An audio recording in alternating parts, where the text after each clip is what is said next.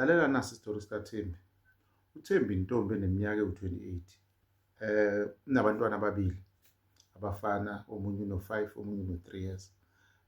I-boyfriend yakhe isanda ukushona eminyakeni emithathu edlule engozini yemoto. Base beqalile vele ukuthi benze umndeni wabo, babe namaphupho amaningi. Naku-ke sekuvela ingozi. uThembi manje uyasebenza, ubamba itoho kwezinye iy'tolo ey'nkulu. Ngebhadi-ke akazikhetheli ama-hour afanele angene ngawo. Isikhathi esiningi ungena ama-hour a-quad, uphume ebusuku, uphume ekhathele, akakwazi ukubona abantwana bakhe. Naso isifiso esihle ngey'ngane zakhe, kodwa isikhathi esiningi akakwazi ukuyibona, kunama-hour amancane nazo. Isikhathi esiningi seyihlala nomama kaThembi.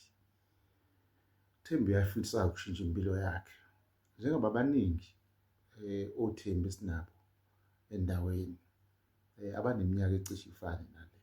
Bayafisa manje ukuthi bathathe noma yini abangayibona ukuthi ingashintsha impilo yabo. La sine-Legacy Builder. I-Legacy Builder uhlelo lolu laka-digital marketing esilipromothayo. Ungasondela nje nawe uzwele ukuthi alikwazi ukuhlangabezana nawe. Uma ngabe unesimo esifana nalesi engiqeda ukukhuluma ngaso, hambe lapha ku-comment section, ufike ubuze ukuthi lisebenza kanjani.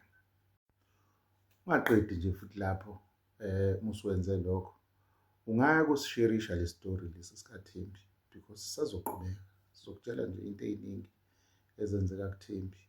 Iya lapha ku-share, usherishe nabanye babangani bakho, noma bawu-10,